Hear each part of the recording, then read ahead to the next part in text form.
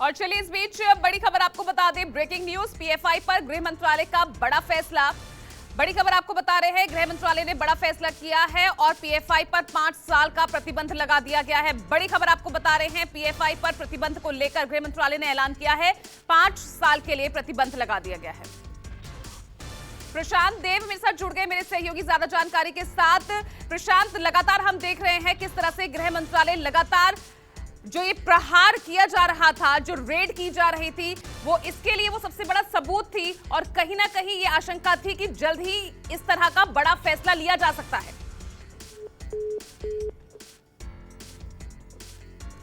तो चलिए आपको बता रहे हैं, देखिए लगातार छापेमारी हम देख रहे हैं पिछले कई दिनों से। पीएफआई के जो तमाम ठिकाने हैं देश भर के कई राज्यों में, लगातार वहां रेड जारी थी अलग अलग ठिकानों पर, और यहां तक कि पीएफआई के कई कार्यकर्ताओं को हिरासत में भी पुलिस ने लिया। पूछताछ लगातार जारी है और उसी के आधार पर लगातार छापेमारी की जा रही थी। कल भी हमने देखा कि देश के 10 राज्यों में, दिल्ली में भी, इसके अलावा यूपी, गुजरात, असम, ये तमाम वो राज्य थे जहां लगातार ईडी और एनआईए की रेड चल रही थी। जो पीएफआई से जुड़े संगठन हैं, अब उन पर प्रतिबंध लगा दिया है। गृह मंत्रालय ने इसको लेकर आदेश भी जारी कर दिया है। बहुत बड़ा फैसला इसे कहा जाएगा पीएफआई को लेकर। देखिए गृह मंत्रालय का ये बड़ा फैसला, लगातार छापेमारी के बाद अब गृह मंत्रालय की ये कार्रवाई सामने आई है। प्रशांत देव हमारे साथ बने हुए हैं। प्रशांत, अपडेट दीजिए, क्योंकि बहुत बड़ा एक्शन से कहा जा सकता है। लगातार कार्रवाई तो की ही जा रही थी और जिस तरह के इनपुट्स मिल रहे थे उसी के आधार पर यह बड़ा फैसला लिया गया। देखिए, जब पहली बार इस पे जब रेड हुई, बड़ी रेड हुई देशव्यापी, उसके बाद जो जिस तरह के इनपुट्स मिले, तो उस पर उसके बाद इसको एक एडवाइजरी बोर्ड होती है, एडवाइजरी बोर्ड में इसको दिया गया। जो जानकारी मिली है उसके बाद ये तय किया गया कि पीएफआई की जो गतिविधियां हैं, जो इसकी एक्टिविटी है, उसको प्रतिबंध लगाने के पूरे उसमें जो है सबूत मिल रहे थे, यानी पूरे ऐसी बातें थी जिसमें इसको प्रतिबंध लगाया जा सके। तो जानकारी मिली है कि मंत्रालय ने इसकी संतुष्टि कर दी है कि अब इसको प्रतिबंध कर दिया जाए, यानी कि अब इनकी जो भी एक्टिविटी थी वो नहीं कर पाएंगे। और जो फ्रंट ऑर्गेनाइजेशन था, जिसकी आड़ में देश विरोधी गतिविधियां या देश को डिस्टर्ब करने वाले, धरना प्रदर्शन के नाम पे गड़बड़ी करने वाले जो एक्टिविटी होती थी, उसको ध्यान में रखते हुए इस पर प्रतिबंध लगा दिया गया। प्रशांत, एक बात और समझना चाहेंगे, क्योंकि अब प्रतिबंध लग गया है, लेकिन जिस तरह से हम देख रहे हैं कि लगातार पिछले कई दिनों से जो ताबड़तोड़ छापेमारी पीएफआई के तमाम जो उससे जुड़े संगठन हैं, उस पर जो कार्रवाई हो रही थी, क्या वो आगे भी जारी रहेगी? देखिए, ये बिल्कुल आगे जारी रहेगी। कल ही जो गृह राज्य मंत्री से हम लोगों ने बात की, उन्होंने इंटरव्यू दिया, इस बात जो पूछा गया था, न्यूज 24 ने भी सवाल पूछा, तो उन्होंने कहा था कि जिस हिसाब से सबूत मिलेंगे उस हिसाब से प्रतिबंधी कार्रवाई होगी और ये आगे भी कार्रवाई चलती रहेगी, क्योंकि ये इसमें बहुत से ऐसे एजेंसियों को सबूत मिले हैं जिसमें कि कई तरह की गड़बड़ियां पाई गई हैं। तो आगे भी लगातार इस पर कार्रवाई होगी और हर कुछ दिनों पे, थोड़ी दिनों पे अंतराल पे जैसे जैसे इनपुट्स मिल रहे हैं, इन पर एक्शन हो रहा है। और सबसे बड़ा एक्शन पहली बार में हुआ था, उसके बाद जो दूसरा एक्शन राउंड 2 हुआ है, उसमें ये देखा गया था कि उसके विरोध में ये लोग सड़कों पर उतरने वाले थे, आंदोलन करने वाले थे, यानी कि उनमें पीएफआई को सामने रख करके ये बताना चाहते थे कि उनके साथ इस तरह की गड़बड़ियां हुई हैं। लेकिन एजेंसियों के पास इनपुट्स दूसरे तरीके के थे कि ये देश में गड़बड़ी फैला रहे हैं और गड़बड़ी कर रहे हैं, और टेरर फंडिंग का बहुत बड़ा जो इनपुट्स मिला था, वो सबसे ज्यादा एजेंसियों को परेशान करने वाला था, जिसमें इस बात के सबूत मिले। हालांकि उसमें प्रतिबंध के अलावा, जैसा कि आपने कहा, कार्रवाई अभी और बड़े पैमाने पर होगी, ऐसे संकेत मिल रहे हैं। बिल्कुल, और बड़े पैमाने पर आगे हो सकती है। और जिस तरह से हम देख रहे हैं ताबड़तोड़ जो छापेमारी अलग राज्यों में हम लगातार देख रहे हैं पीएफआई से जुड़े संगठनों पर, अब उस पर प्रतिबंध ये लगा दिया गया है। और इसी के साथ प्रशांत, एक बहुत बड़ा सबक होगा उन तमाम संगठनों के लिए, उन तमाम जो आतंकी गतिविधियों में संलिप्त जो होना चाह रहे हैं या फिर इस तरह की चीजों को भारत में पनपने देना चाहते हैं, उन लोगों के लिए, उन संगठनों के लिए भी एक बहुत बड़ा सबक होगा ये। देखिए, बिल्कुल सबक होगा। और जब भी इस तरह की बात हुई है, उस पे कानून के तहत उसको प्रतिबंध लगाया गया है, चाहे जो भी ऑर्गेनाइजेशन हो। आपको बता दूं कि पहले जो पीएफआई के बारे में जो कहा जाता है, पहले सिमी जो संस्था जिसको बाद में बैन लगा गया है, बैन लगाने के बाद ये पीएफआई का रूप लिया और उसमें सिमी के लोग ही थे जो कई आतंकी घटनाओं में शामिल थे, इस बात के सबूत मिले थे। तो उसके बाद जब सिमी पे प्रतिबंध लगा तो इन लोगों ने अपनी गतिविधि चलाने के लिए, जैसा कि जो इनपुट्स है, जो एजेंसियों के पास जानकारी है कि पीएफआई का गठन हुआ और दक्षिण भारत में एक बड़ा बेस तैयार किया और अलग अलग राज्यों में इनका एक बेस था जिसपे इन्होंने मजबूती से अपने आप को खड़ा किया, फिर से अपने काम को अंजाम दे रहे थे। दरअसल में सबसे बड़ी बात इसमें ये थी कि पीएफआई का जो फ्रंट ऑर्गेनाइजेशन था वो सामाजिक मुद्दों के लिए था। आप इनका फ्रंट हाउस है, इनका चार्टर देखेंगे तो जितने भी सामाजिक सरोकार से जुड़े हुए मुद्दे थे उस पर ये काम करते थे, शिक्षा है, एजुकेशन है, स्वास्थ्य। लेकिन इनके इसमें एक कोर ग्रुप ऐसा था, सदस्य और लीडर, जो देश विरोधी गतिविधियों में हमेशा शामिल रहे हैं या उसमें किसी न किसी तरह से प्रतिभागी रहे हैं और जो पैसे इनको आए हैं वो टेरर फंडिंग में के नाम पे आए हैं, यानी कि देश में गड़बड़ी करने पे या फिर ऐसे गुट जो गड़बड़ियां फैला सकते थे, उनके ये मददगार रहे हैं, ऐसा आरोप है। और इस तरह के जानकारी मिली है, इस तरह के इनपुट्स इस बार की रेड्स में भी मिली है और पहले भी इस तरह की घटनाएं हुई हैं। आपको ये भी बता दें कि 2013 की अगर आपको मैं बात बताऊं, जब केरल की सरकार ने वहां की हाईकोर्ट को एक एफिडेविट दिया था कि कम से कम 27 ऐसी हत्याएं हैं जिसमें कि पीएफआई के लोगों का हाथ है और 84 अटेम्प्ट टू मर्डर, एक्सटॉर्शन है और जबरन वसूली है। इस तरीके से ये मतलब अपना फंड रेज करना, वो करना और टारगेट किलिंग करना, इस तरह की चीजों में ये पाए गए हैं। तो कई राज्य की सरकारों ने भी ऐसी रिपोर्ट दी थी। तो इस बार ऐसा हुआ कि तमाम राज्यों के को मिला करके, सबसे बात करके इस तरह की बड़ी कार्रवाई हुई और बड़ी कार्रवाई हुई तो सदस्यों और नेताओं को हुई जो इनके सदस्य थे। पीएफआई पे सवाल नहीं इसलिए नहीं खड़ा हो पाता था, उस पर इस बात के सबूत नहीं मिल पाते थे।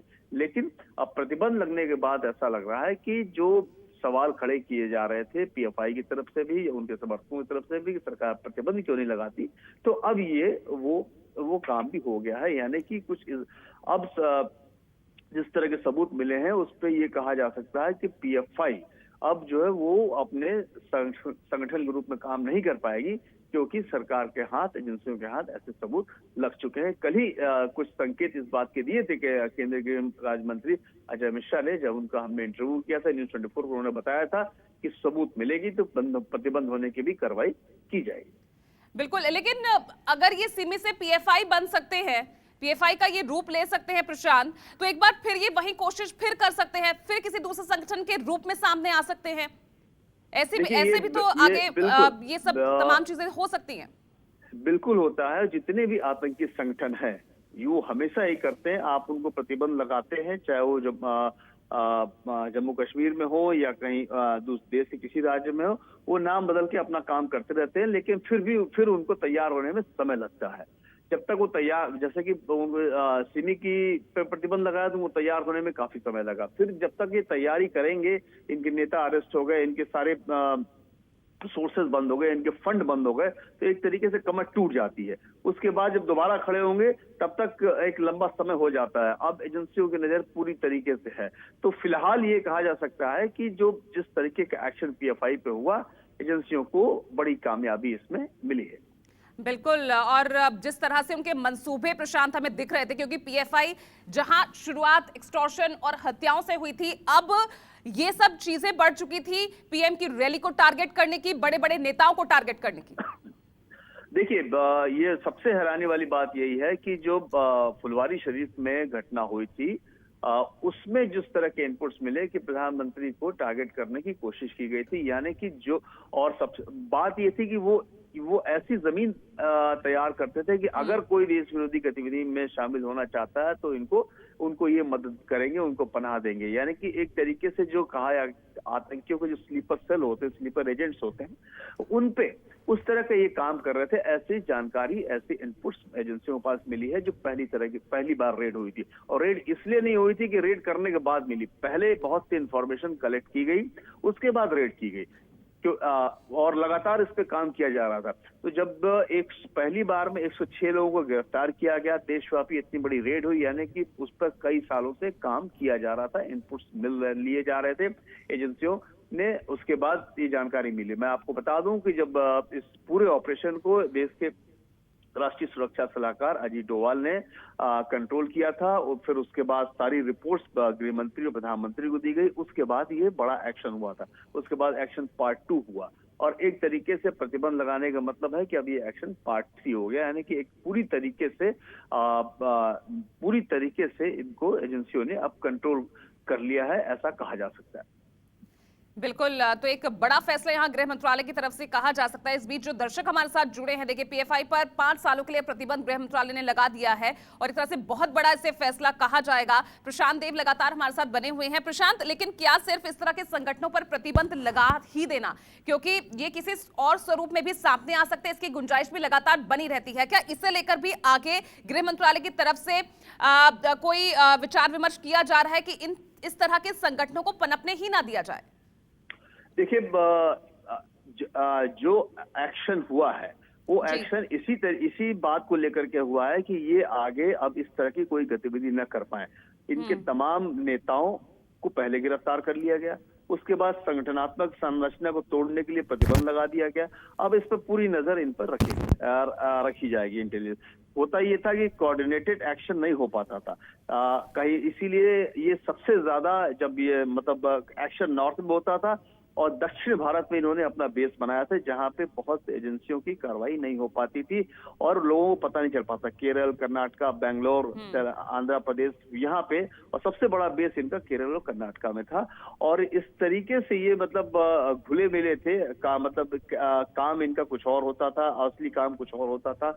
इस तरह की गतिविधियां थी जिसको पकड़ पाना बहुत मुश्किल होता था। लेकिन जब लगातार इस पे काम किया गया और इनके जो पहले नेता और कुछ ऐसे सदस्य थे उनको पहचान की गई, उन पर एक्शन किया गया, फिर जो उनसे बातचीत हुई, जो उनसे इंटरोगेशन हुआ, उसके बाद पता चला कि ये पीएफआई से जुड़े हुए लोग ही थे, इस बात के सबूत मिले, फिर पीएफआई पे भी एक्शन हुआ।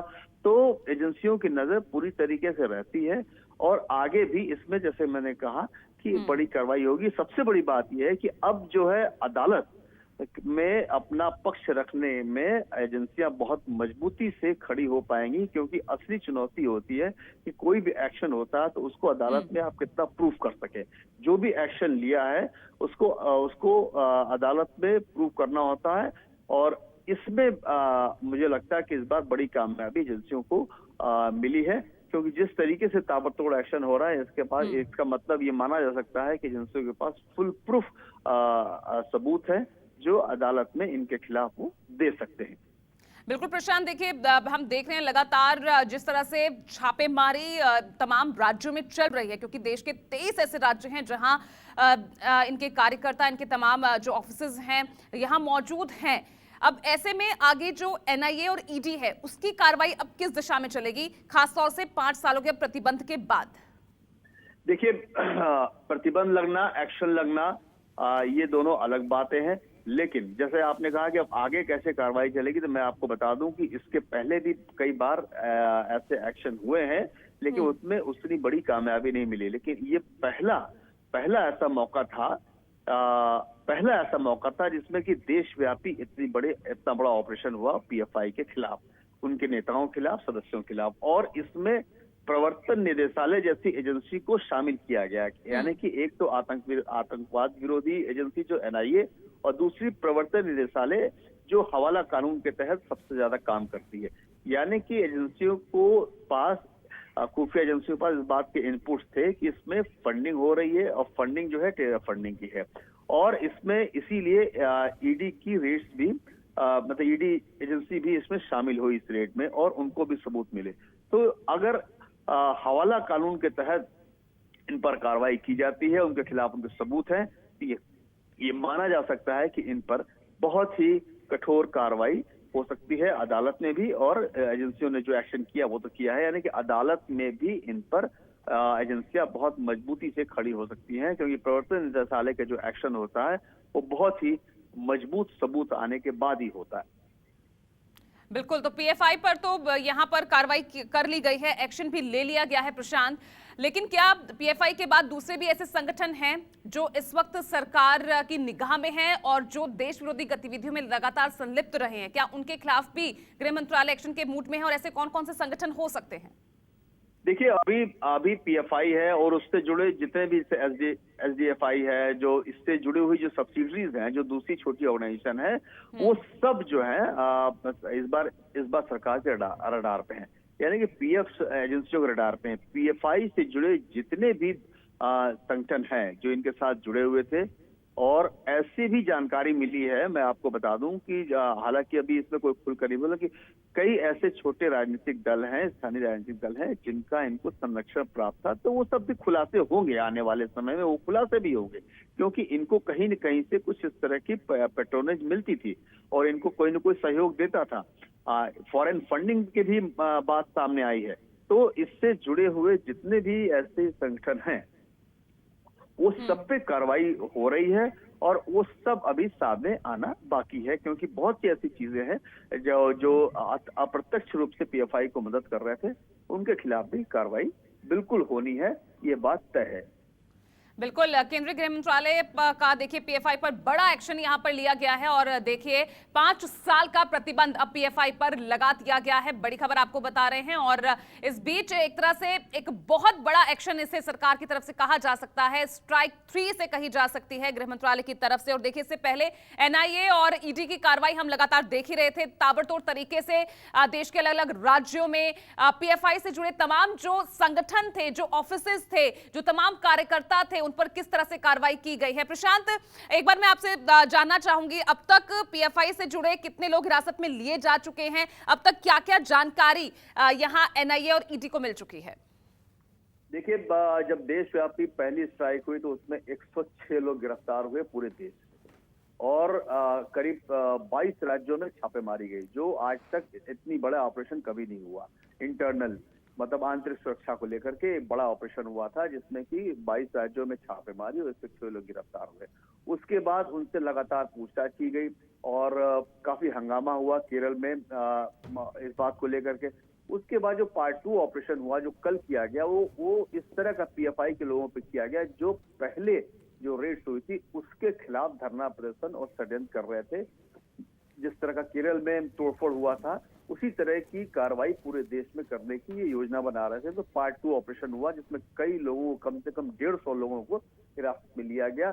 अब वो जानकारी अभी नहीं आ पाई है कि जिन लोगों को हिरासत में लिया गया था उनमें गिरफ्तारियां कितनी हुई हैं। यानी कि वो हिरासत में इसलिए लिया गया था कि ताकि उनको डिटेन करके उन पर कार्रवाई की जा सके। उसके बाद